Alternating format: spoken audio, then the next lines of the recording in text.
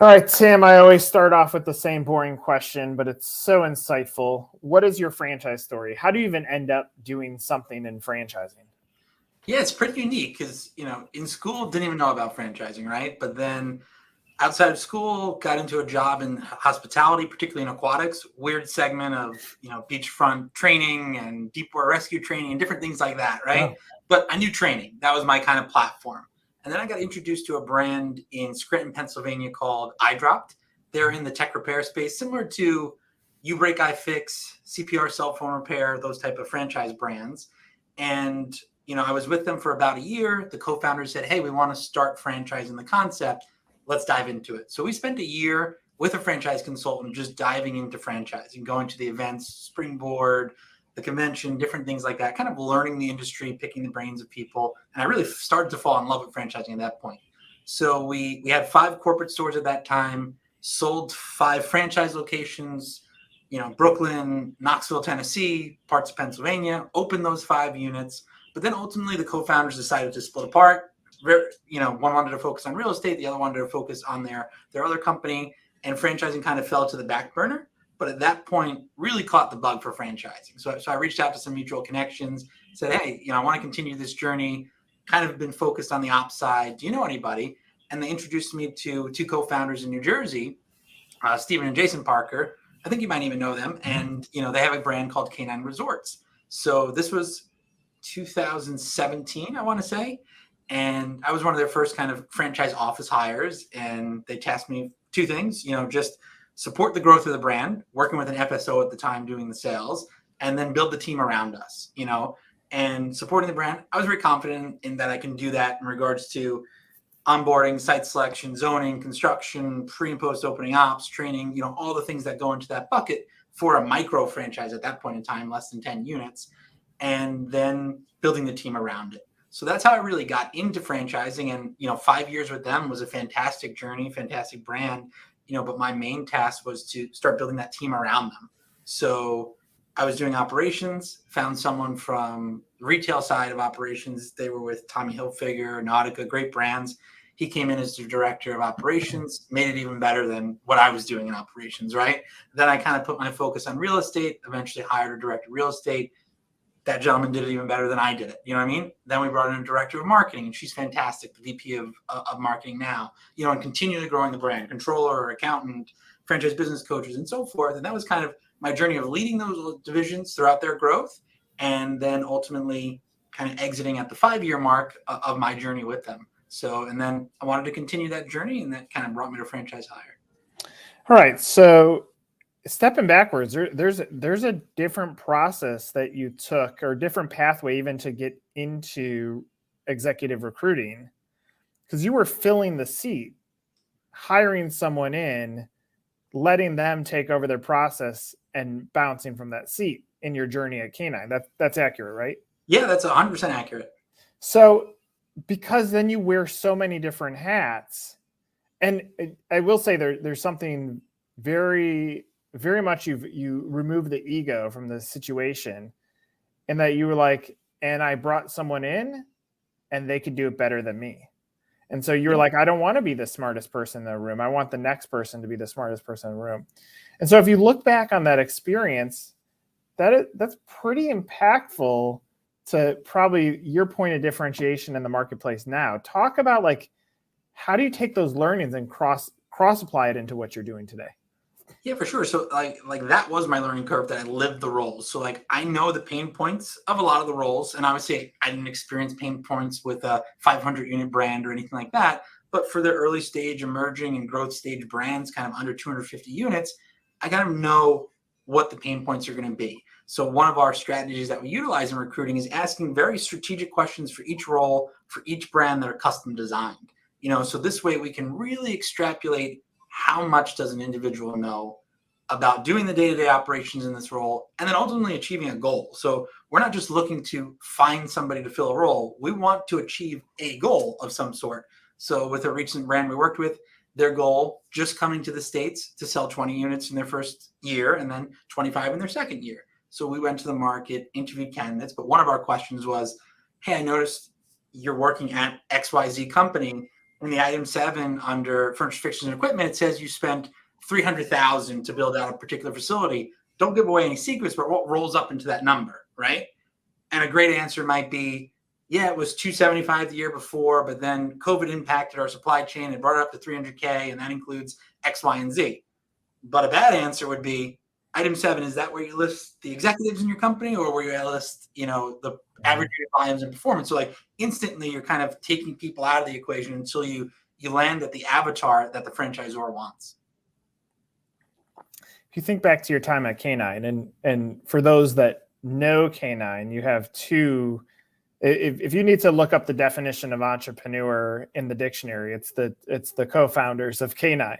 For sure. Are you sitting there looking at their business and also going through the same thing that a franchise buyer goes through? It's like, I can continue to build wealth for someone else, or I can go and be an entrepreneur on my own. Like, is there a crossroad that you hit as a founder that you were like, I'm ready to do something on my own?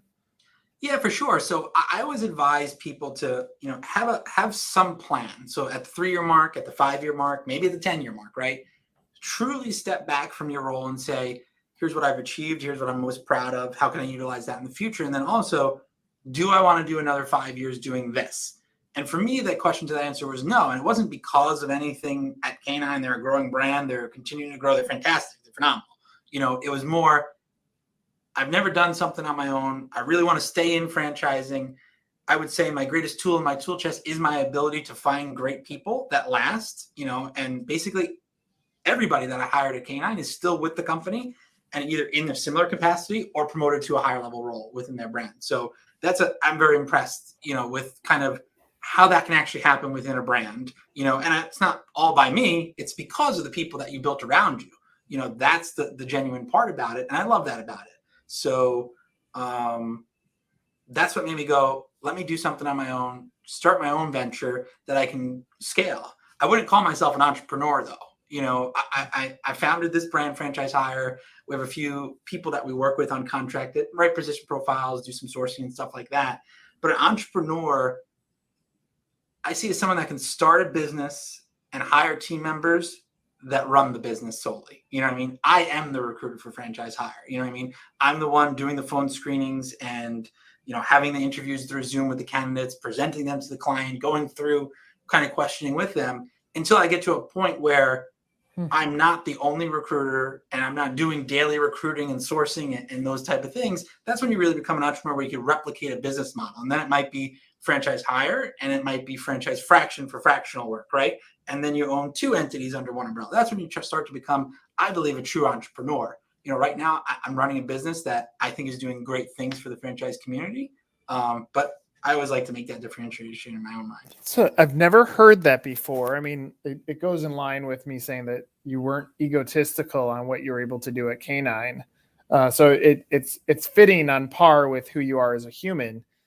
But it's interesting. I mean, ultimately, a franchisee is much the same. You're not asking a franchisee to be an entrepreneur. You're asking them to be entrepreneurial and run a business, which you're saying, I'm running a business. I'm not an entrepreneur yet, or I don't see myself as that. So very, very fascinating comment.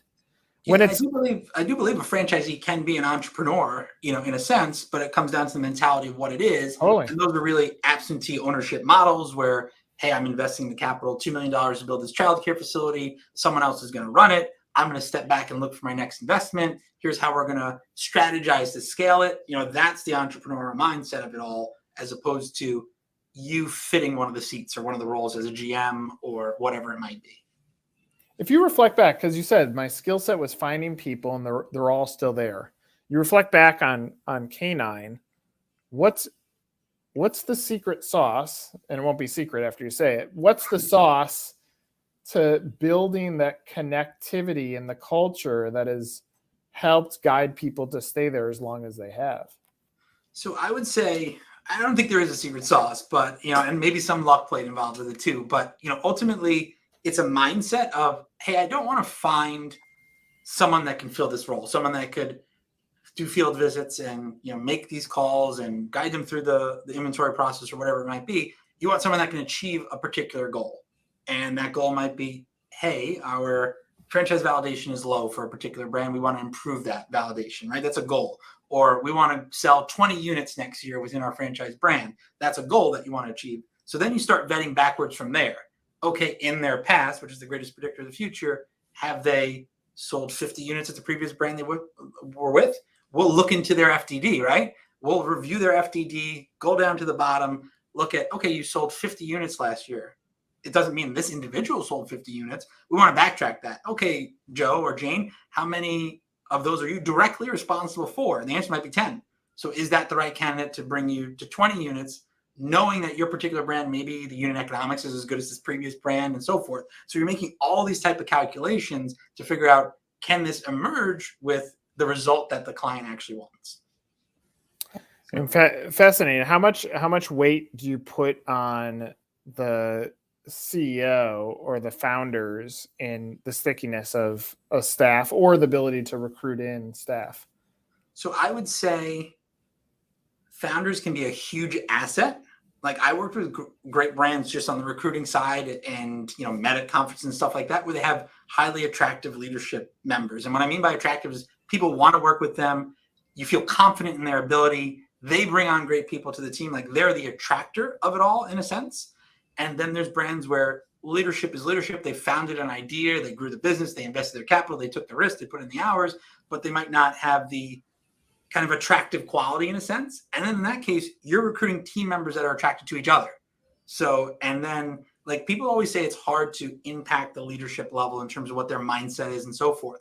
But I believe you can with the capacity of kind of that team that you build. So if I recruit somebody for K9 at the time, right, I'm bringing on someone that has a similar mindset, but thinks differently than me, right? So I brought on a team member, freaking phenomenal, had 25 years of experience and really brought something to the team. But we had the same kind of understanding of where we wanted to go, how we wanted to treat people, what we thought of the franchise industry and so forth.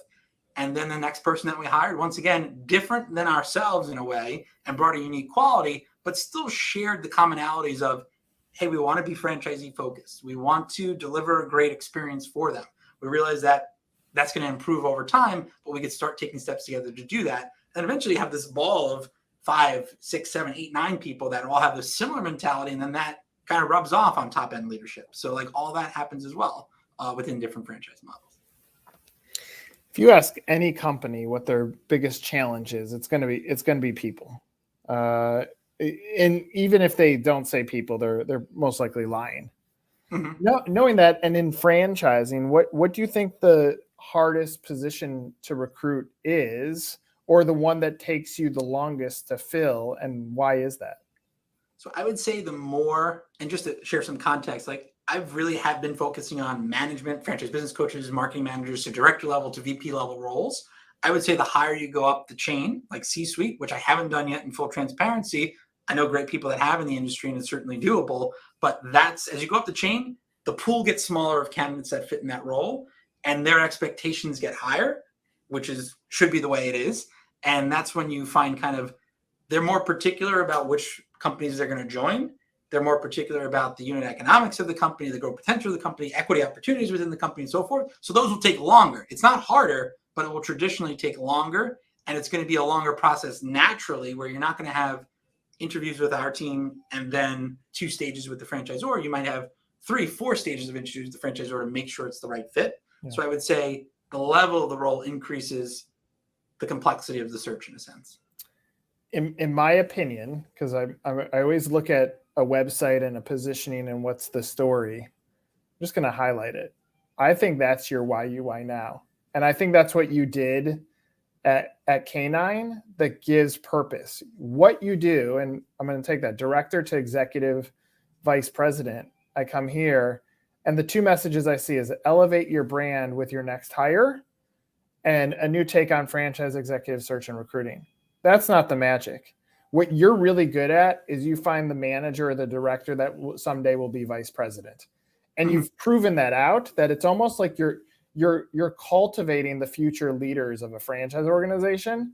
You want to know a point of differentiation in the marketplace, and I can see it in your story. I can see what you did at K9. How you just even answered that question. Like, I haven't even worked with the C-suite. Mm-hmm. I think that's part of your magic. I appreciate. I think you're spot on. And I think feedback and kind of continuing to mold and evolve is a part of the process. I think of running a business. Well, and I'll throw this on here too, because I'm a marketer. I look at your logo, and the reality is, if you look at just that line that's in your logo, the orange line, it's exactly the pathway of how someone they skyrocket up, they slip a little bit backwards to learn the next role, and then they level up. Like your logo is actually set up for this too. I'm planning on my part, but very strategic in nature, subconsciously, right? I see it all coming together because I think I think anybody, like, ultimately you're the point of differentiation in the business. Like, people are going to hire you, and then if they say, well, what's the difference between you and a traditional recruiter? And I can see it. I mean, you have some of this stuff in there, and you say obtainable, but it's more so like, if you find me someone who's a manager, director level, who someday will be a vice president, what you're doing is you're impacting my bottom line through recruitment. And I don't know that you take enough credit for that. And again, like, when you're trying to determine the point of differentiation, and I bet you if you look through your Rolodex of other hires that you've placed, you're doing exactly the same thing.